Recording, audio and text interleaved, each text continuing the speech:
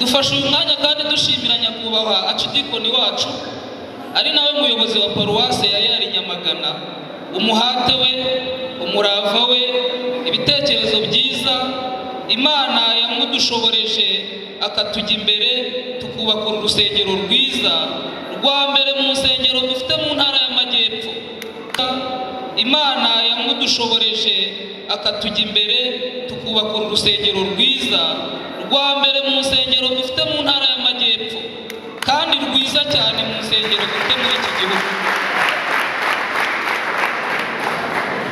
Mureke tumushimire cyane, yarakoze kandi aya mashimwe rwose yumve ko ari ay'abakristo bacu, kuko igihe cyose umuntu wese agira umujya imbere akamuyobora.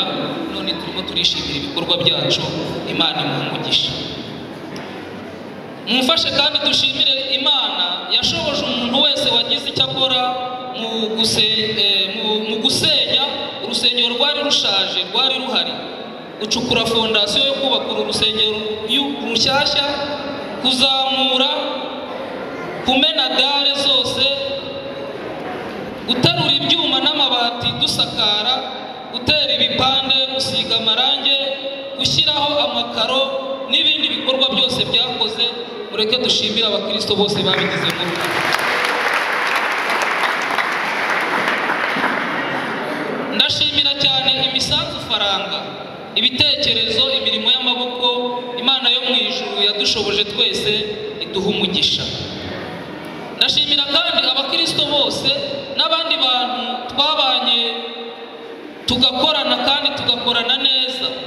Hari benshi batakiriho, namwe murabazi, batashye ariko bagiye mu ijuru kubw'imirimo yabo myiza. Mwatubereye abana beza b'Imana, kandi ubwo twakoraga dufatanije nk'umuntu umwe, nka timu imwe, Imana yatugiriye neza. None dore urusengero rwacu turarutashye, Imana ishimwe.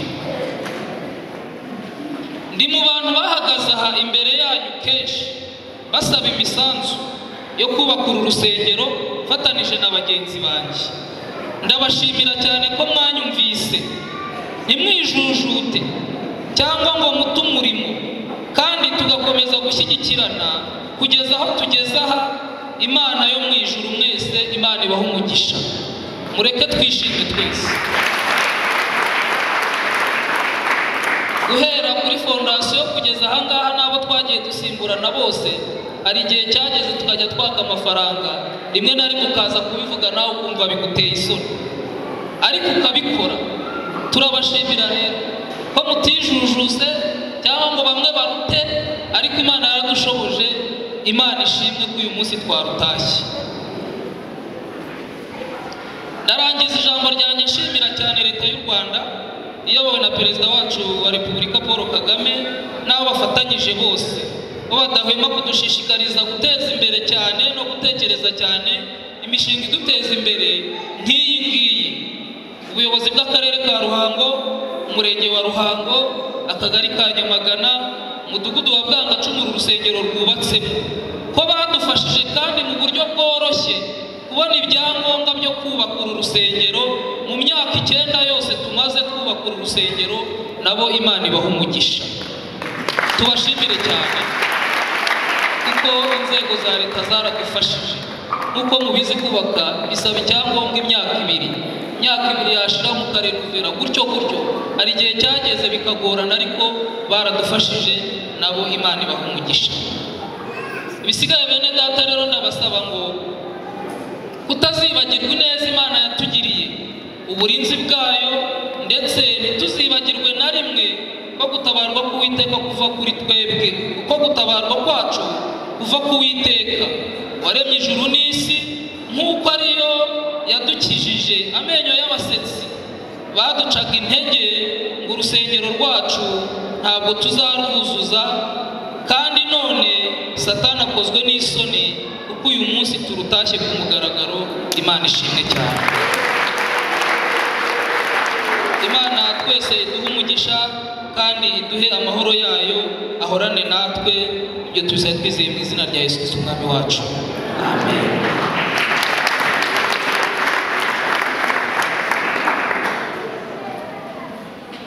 ngira ngo nta byinshi byo kuvuga ku rwanjye ruhande kuko ibyinshi perezida arabivuze, ariko sinabura gukomozaho dukeya. Nyakubahwa bishop wacu, nyakubahwa bishop elect, abavandimwe ba pastor bagenzi banjye, bakristo bavandimwe mwese muri hano, kugira amahoro y'Imana. Mu by'ukuri iki ni igikorwa cyakozwe tugiye gushimira Imana. Haleluya. No gushimira Imana umutima wose, numva ko amashimwe dukwiye kwerekeza ku Mana kuko yabanye natwe kandi mu bihe bikomeye, mu bihe bigoye, ariko ndashima Imana ko mwese yabashyizemo umutima wo gukunda uyu murimo no kuwugira uwanyu. Ari abatanze umuganda, ari abasenze, ari abazanye amafaranga, dukwiye gushimira Imana ngo nize amaki tuyishimire Dezemema ndashimira cyane nyakubahwa bishop wacu, nk'uko perezida bivuze birasubirwamo, gushimira umuntu akiriho ni byiza. Mu by'ukuri iyi initiative cyangwa se iki gikorwa twebwe ntabwo twagitekerezaga.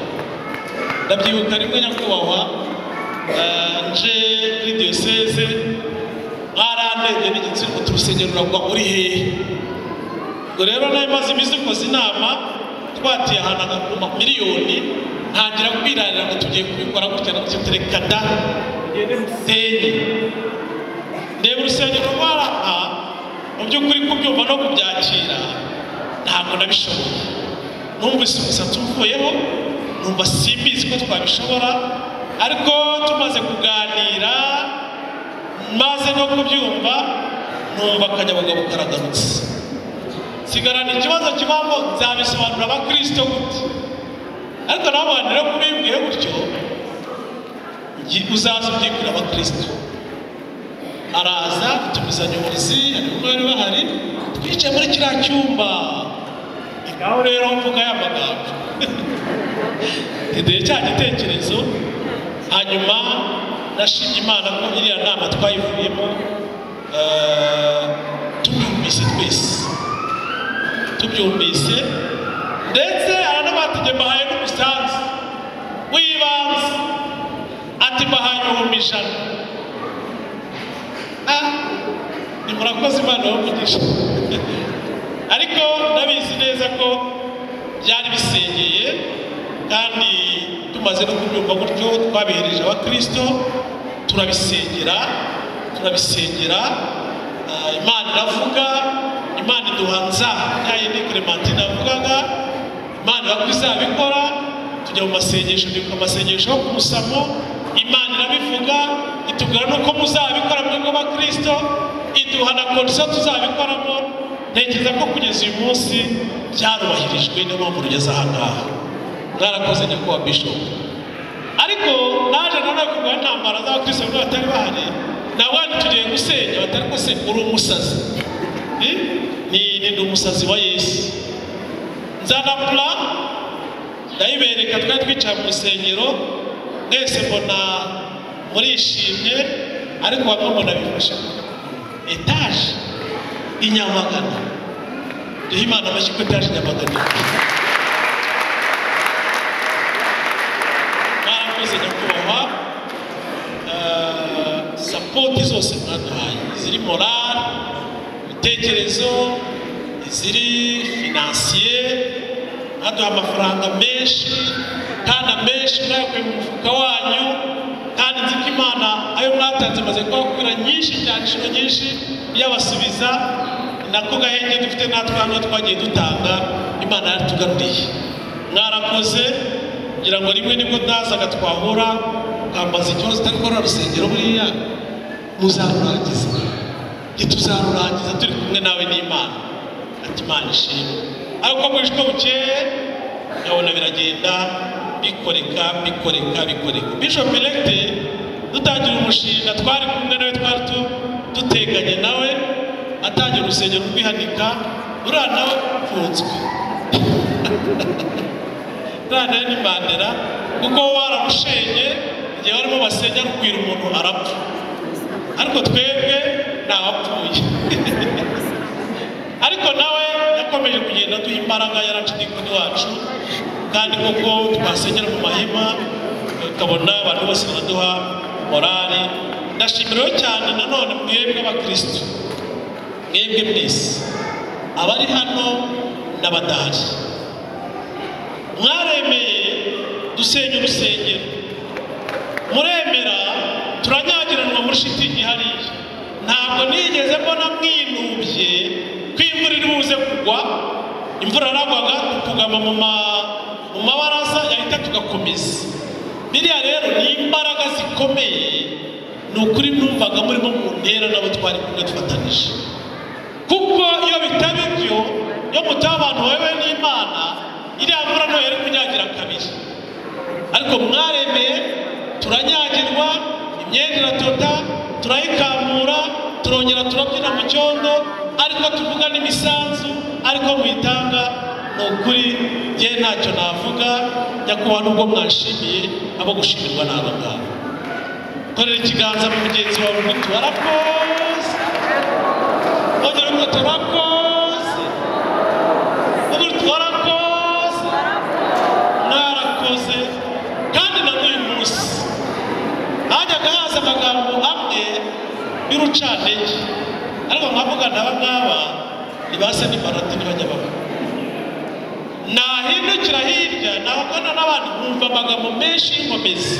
Icyanesheje ni uko benshi muri mwebwe 97% mwatangaga ibitekerezo byubaka by'inkomezi. Mwarakoze, munize amashyi mashimire. Komite nyobozi y'amakanisa ya paruwasi, abarimu, kugeza n'uyu munsi wa none ndacyabashimira. Ibi bintu mwabigize ibyanyu. Bishop ajyaga twigisha ngo tubwire abakristo ko itorero ari iryabo. Ni iryanyu, njye narabibonye, ndabihamya, nzakomeza mbihamya. Muri iyi minsi ya nyuma nyakubahwa Bishop, twarabaye ngo tugeze mu kwezi ko kwirya ukimara, dushyira ibintu byinshi bisukiranye, tukazanamo n'iby'umunsi mukuru tuzakomeza ejo kugira ngo tubirangize, kandi bazakomeza kubikora. Dushyiraho faze nyinshi zisobekeranye zikurikiranye, ariko ndabashimira, ntabwo mwigeze mwinuba kugeza n'uyu munsi. Nako nimugoroba turi mu muganda, ejo narababonye, ndavuga ni Nyagasani ushimwe wampaye kuyobora itorero rya Nyamagana. Munize amashyi mbashimire. Mwese rero mu by'ukuri mwumve ko bakoze mu ntoki, kandi nanone ndashimira ubuyobozi bwite bwa leta nubwo babivuze hano. Umuntu wa mbere nshimira ni ubuyobozi bw'akarere. Meya ntabwo yabonetse, twavuganye ko ntiyabonetse, n'abandi bayobozi. Muri iyi minsi harimo gahunda nyinshi, harimo n'ibyo gutera imiti, hari ababwiye ko babizindukiyemo, ariko iri shimwe n'ubundi ararizwa n'ukora ndimushimira. We wemeye ko dukomeza gusenga muri cya gihe cya Covid.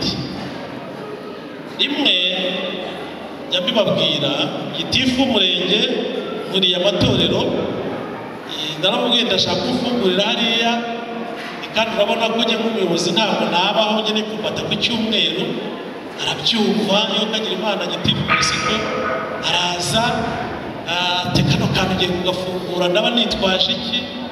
Ndigafungure gusa Imana izabyikorera.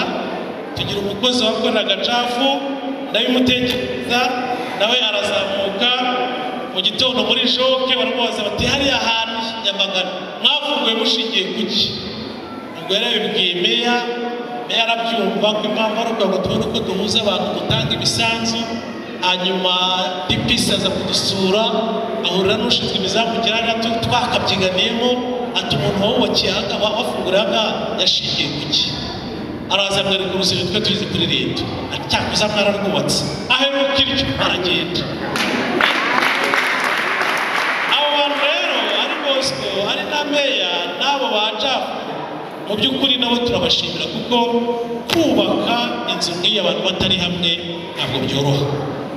Iyo baba abantu bose nabo bakoze mu ntoki, ariko n'ubu nzakomeza amashimire ko nabo baduteye imbaraga. Afrodisi rero nawe turamushimira urugendo kandi tukarukora atinuba, agiye tumuha ko yabonaga naho tuyakura, nuko n'abandi benshi. Dufite abantu benshi bagiye badutera inkunga.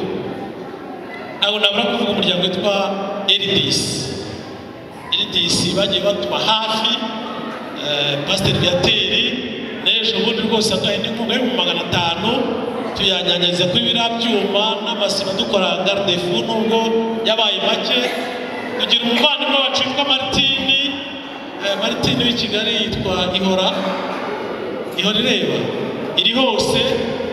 Tugira umuvandimwe witwa Gatete nawe yaduhaye umusanzu ukomeye cyane, n'abandi tutavuga ariko tuzirikana ndetse tuzashyira no mu gitabo cyo gushima. Abo bose rero mwarakoze, ariko cyane ndashimira abazungu bitwa abakristo b'inyamagana. Muri abazungu ngiye bita abazungu kuko Bishop badutoshe umuco wo kudasaba nawo twebwe gusaba abazungu n'umugabo wa nyakubahwa. Aba ni abazungu kandi muzakomeze kuba abazungu ku mutima igihe cyose twitsamuye muvuge muti karame kuko ibindi byacu turi gukora. Mwarakoze rero, ntabwo nabura gushimira umubyeyi wacu witwa Rurangwa Celestine.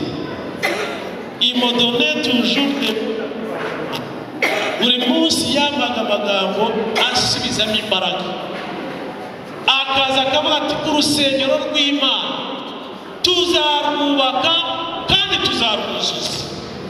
Ndashima Imana ko nubwo yitaye ikomeze ibane nawe. Nzi neza ko izo mbaraga n'umuhati yagiye yabonye ko araho bigeze. Icyo nacyo ndagishimira Imana. Buri muntu wese rero mu ruhande rwe, uri hano imbere n'uri inyuma, abapasitori bagenzi banjye ndabashimira, twagiye dusaba imisanzu bakayiduha. Umuntu wese turamushimira.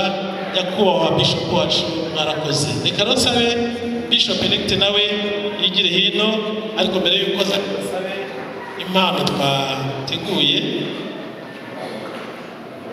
Yego bakizana Bishop, aba bakristo baricaye nati kuba dufite ishema mu ruhando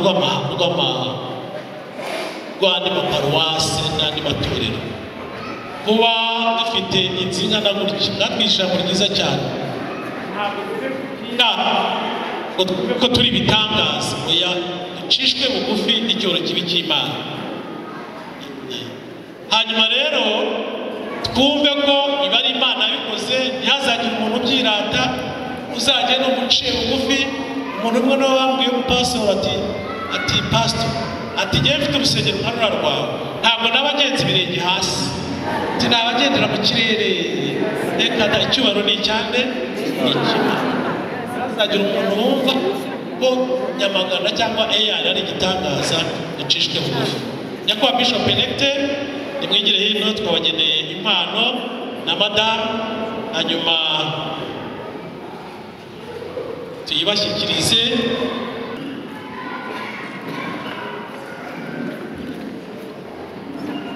Tubaje kubwira Bishop wacu aba bakristo reba Nyamagana inka nziza, kandi hamwe n'aba bantu tuyoboranye tuzayirongora, tuyibazanire, tuyibashyikize mu rwuri rwanyu aho ruri ndahazi, nanjye ni umuturanyi wanyu, ubwo rero nzabayobora tuyibazanire. Mwarakoze, Imana y'umugisha. Nyakubahwa Bishop.